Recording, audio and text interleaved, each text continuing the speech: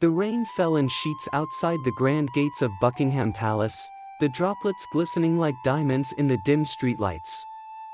Inside, however, a different storm was brewing, one that would soon shake the very foundation of the British monarchy. It all began on a crisp autumn evening in 1931, when a woman named Wallis Simpson, an American socialite with piercing blue eyes and an air of confidence that could command any room, was introduced to Edward, the Prince of Wales, at a dinner party. The air was thick with the scent of fine cigars and expensive perfumes, but the moment Wallis walked into the room, she became the center of attention.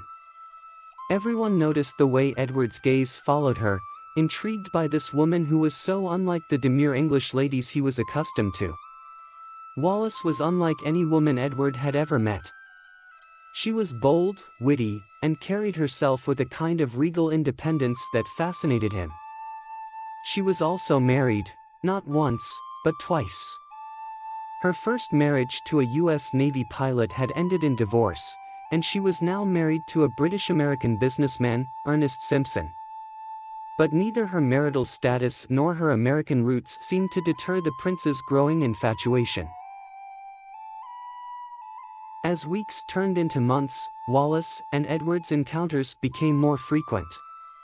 What began as casual meetings in the company of mutual friends soon turned into secret rendezvous.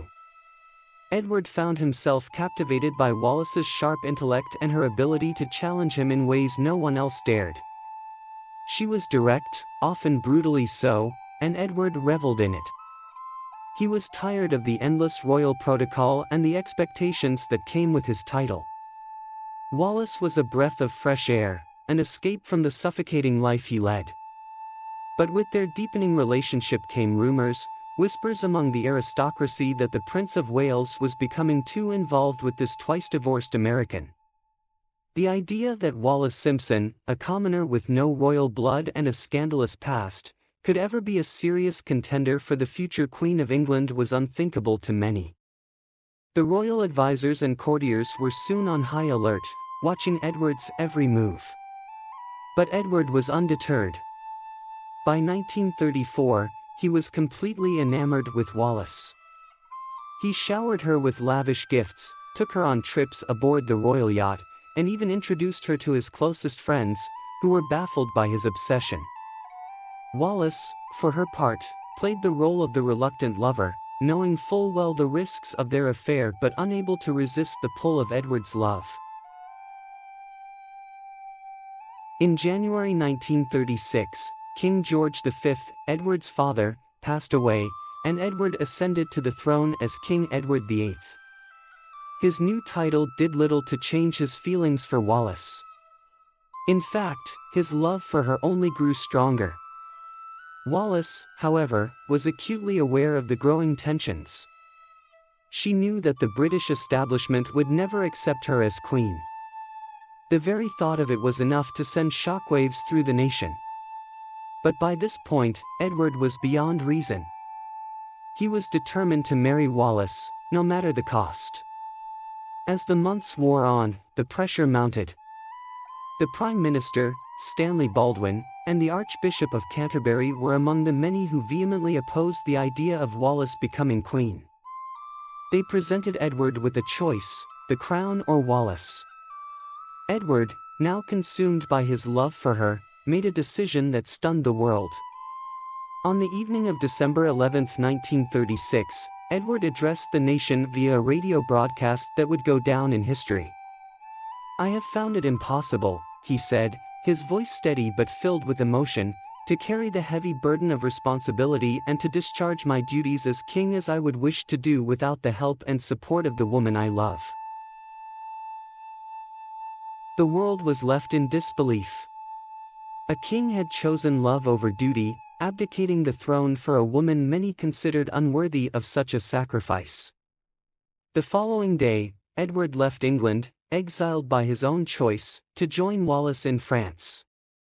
They were married on June 3, 1937, in a small, private ceremony, far from the grandeur of the British crown. The couple settled in France, living a life of relative seclusion, though they were never far from the public eye. The media continued to follow their every move, and the story of the king who gave up his crown for love became one of the most talked about scandals of the 20th century. Wallis, now the Duchess of Windsor, was both vilified and admired, a woman who had defied the odds and captured the heart of a king. But their life together was not without its challenges. The royal family, still stung by Edward's decision, kept them at arm's length. Wallis was never fully accepted by the British aristocracy, and the couple was often excluded from official events. Yet, despite the difficulties, Edward and Wallis remained devoted to each other, living out their days in a quiet estate in the French countryside. Theirs was a love story that defied convention, a tale of passion and sacrifice that captivated the world. But it was also a story tinged with sadness, for Edward's choice had come at a great cost. He had given up everything for Wallis, his crown, his country, and his place in history as a reigning monarch. In the end, he was not remembered as King Edward VIII, but as the Duke of Windsor, the man who gave up a throne for the woman he loved. As the years passed, the world's view of Wallis Simpson softened.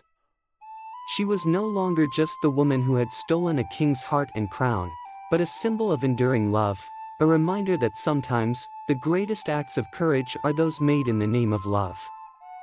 And as the story of Edward and Wallis continues to be told, one thing remains clear: theirs was a love story for the ages, a romance that will forever be remembered as one of the most captivating and intriguing chapters in the history of the British monarchy.